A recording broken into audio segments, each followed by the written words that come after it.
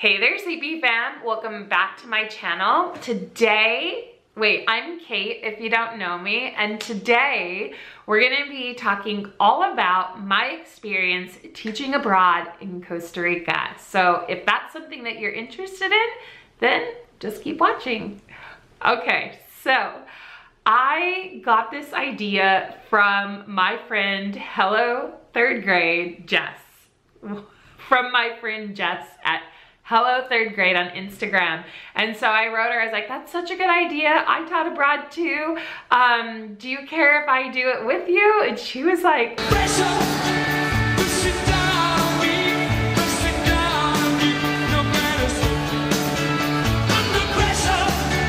and I was like, no pressure. And she was like, of course. So I'm jumping on her idea train. So Costa Rica, I taught there in 2003. So I'm gonna get to a couple questions. Oh my God, my friend just texted me the funniest thing, sorry. 1 second.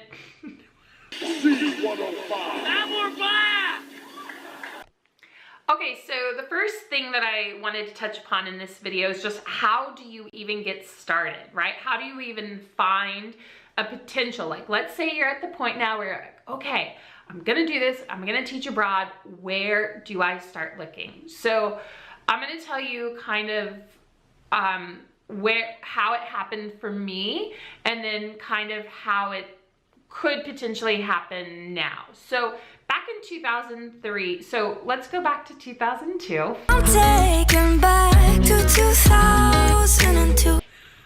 Back to 2002, let's go all the way back. So I was in my credential program at San Marcos, and my good friend Jessica, not from Hello Third Grade, she's much younger than me. My other friend Jessica, I've known a lot of Jessicas in my life. Does anybody else like have that happen in their life where you just know a lot of people with the same name or the same birthday? Because that happens to me a lot. So anyway, this other Jessica, she somehow knew somebody who had taught at this school in Costa Rica previously. So she had been in contact with the principal, the then principal, not the now principal. And she had kind of said to me, she said, hey, there are no teaching jobs in California right now. Like, we're young, like, let's just go, right? Let's go and have fun. So I heard her say, let's go and have fun. And I was like, check. So she sent me the information to apply. I worked at a school called St. Patrick's American School. And so that was where I worked. I worked in Punta Arenas, Costa Rica, which like you would never go to Punta Arenas like unless you lived there. You go to Punta Arenas like because it's a jumping off point. Sorry. Water break. You go to Punta Arenas if you're going over to like Malpais or something like this. But if you live in Punta Arenas, totally different, right? And so that was where the job was in Punta Arenas. And I applied. And the funny thing is, when I sent my application in, they did not know that Jessica and I were friends. So that actually worked out really well for them. And I'm gonna talk about that in a little bit. So that was kind of how I got started then. My friend had suggested it, and and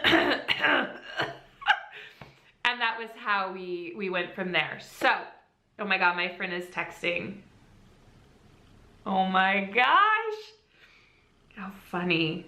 So, but how can you potentially get a job now? Let's say you are already teaching here, and we don't get it at my school, but some of you guys get sabbaticals. So like, let's say it's your sabbatical year or something like this, and you want to go teach abroad. A lot of times companies that want teachers, they will reach out, they'll like search up different schools, and then they might send a blanket email to everyone at the school, or they might send something to the principal, like to the admin, and then the admin will send it on to the teachers. So I've received, I want to say in the last year, 3 years, I've received about 4 offers to work abroad.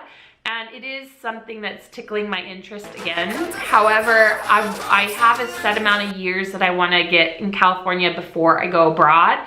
So will I do that?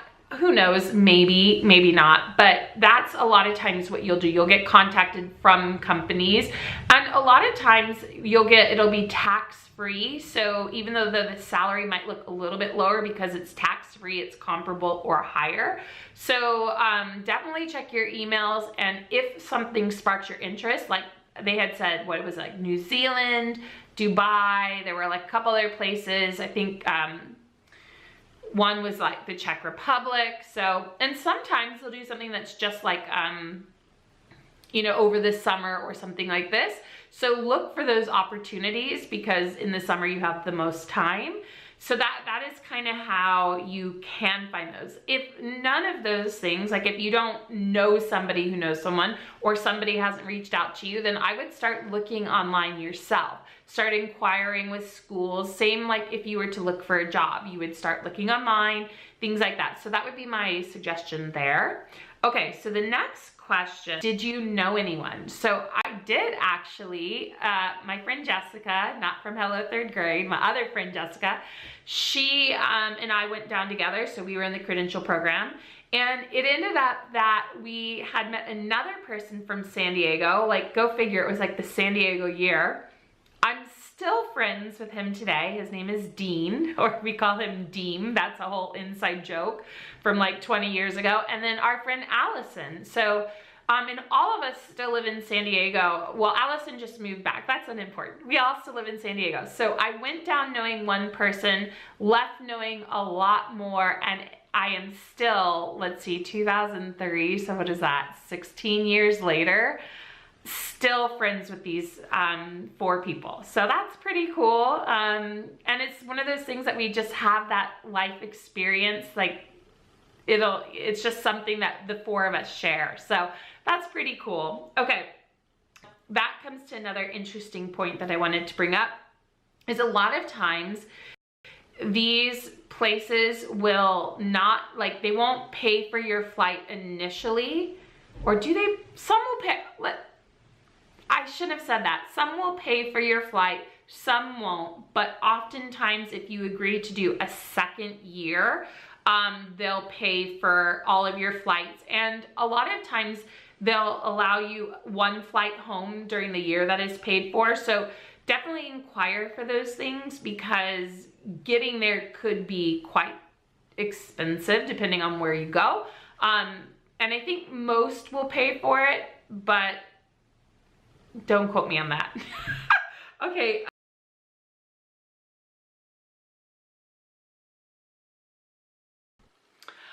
Okay, so you might be wondering about the pay. For me, honestly, when I went to Costa Rica, I didn't really necessarily care about the pay. When I actually saw what I was going to be paid, I did freak out a little bit, because in America, in 2003, that was just not a lot of money. And I really had to think about if I would be able to live down there off of what they were offering. So what did I get paid? I got paid $500 a month. Let that soak in. $500 a month. So you might be thinking that that's insanity, but life is at that time, I can't speak to now, it wasn't as expensive. Our room and board, well, not really board, but our room and like most of our utilities were covered by the school. So we made $500 a month, but that would be almost $800 in today's money. So $800 a month, and you're not paying for any utilities. You're not paying for any sort of like housing, that's all included. The only thing we had to pay for was like the phone, and my roommate used the phone more than I did. Supposedly we split it, but I still don't know. And if you're watching this, like, I don't really know how that all worked out, but anyway, I'm sidetracking.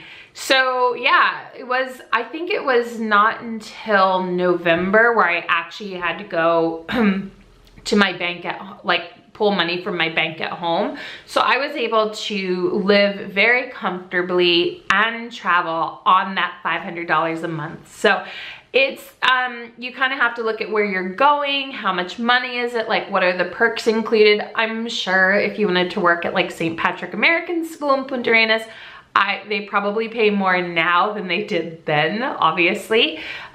But you have to just kind of weigh all of that before you make that final decision to work abroad. So if you have a family, right, could you bring your family with? I didn't have a family. I still don't have a family. I mean, I have my family, but I don't have like my own personal family. Like, does that make sense? 'Cause if you like it, then you should have put a ring on it. If you like it, then you should have put a ring on it. Don't be mad what you say that he want it. 'Cause if you like it, then you should have put a ring on it. I'm still single.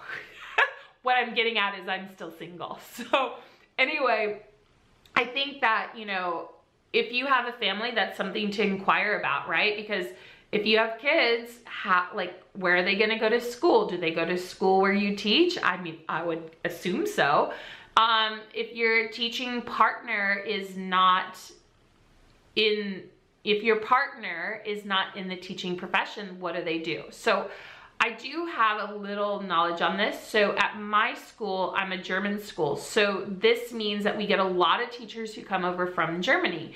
And so my very, very good friend, Annette, when she came over, she got what's called a J1 visa from Germany.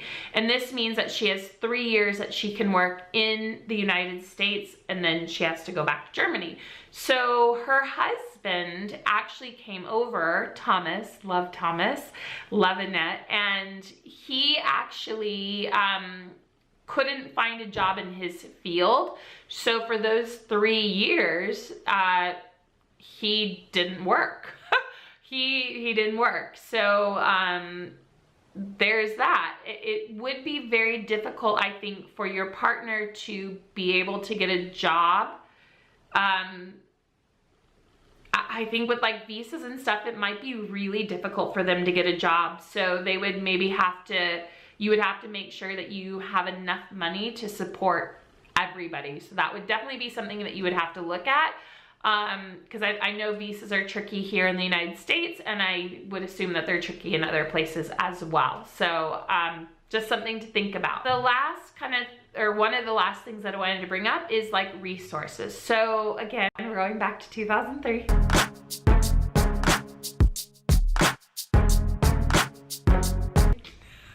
All the way back to 2003.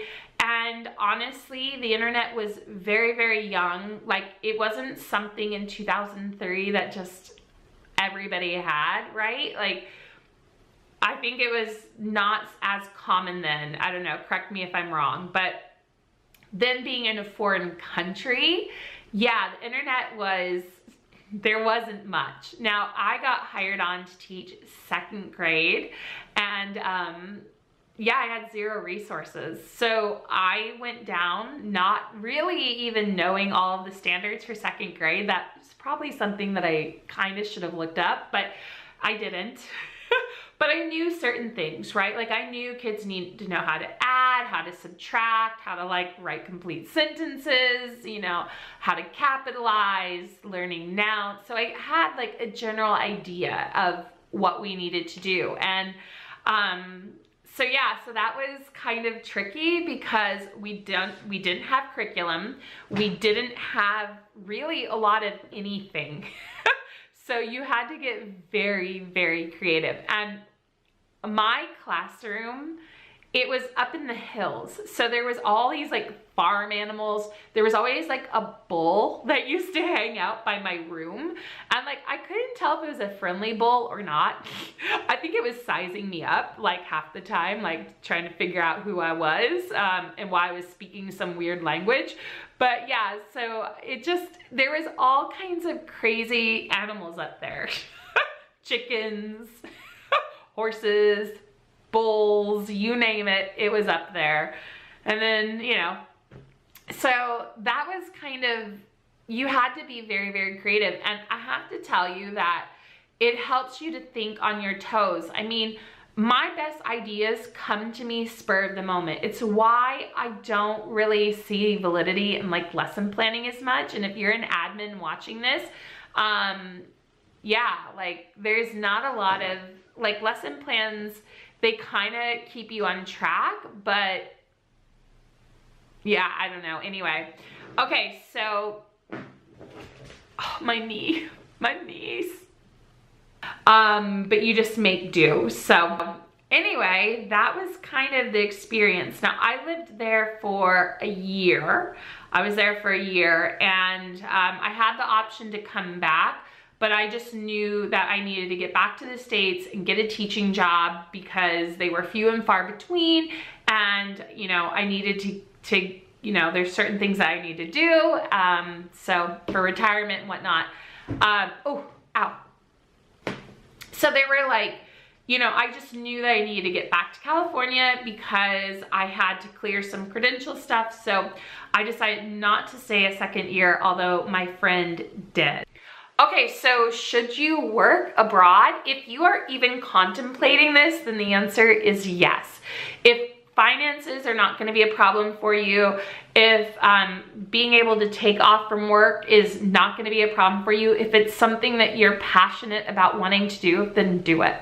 My experience of working abroad is not just based in Costa Rica. I worked abroad in Greece, Germany, Sicily. I've traveled the world, and I just truly feel that, you know, getting out of this bubble that we live in helps us to see what's really happening in the world globally. It makes us just a lot more open-minded and flexible, which are all things that you need to use in your actual teaching profession and just in life in general, right? So if you're even remotely thinking about it, it was one of the best experiences of my life. I dream about traveling and working abroad again. And I do have kind of an idea of which direction I want to go with that. So check back with me in 10 years if YouTube is a thing. But anyway, you guys, if you liked this, leave it a big thumbs up. If you hated it, thumbs it down. If you're not already subscribed to this channel, please subscribe. I'm trying to hit 5,000 subscribers before the end of the year. My goal was 10,000, but you know, 7,500 would be amazing. And I cannot do it without you. If you are not already subscribed to my friend Jess, not the Jess from the stories, the Jess who came up with this idea, so Jess from Hello Third Grade. If you are not already subscribed to her, go check her out. She's so darling and passionate about her job, and I got to meet her in Miami, which was amazing, and we're gonna hang out tomorrow as well, so I'm super pumped about it. And yeah, I think I've talked enough. Are you still here? leave me a doorbell emoji or like a knocking emoji or like a house emoji if you made it to the end. I just would love to know who made it. Who made it to the end. Anyway, and if you think that this video at all would help someone else, then definitely share it out. And yeah, we'll see you in the next one. Bye.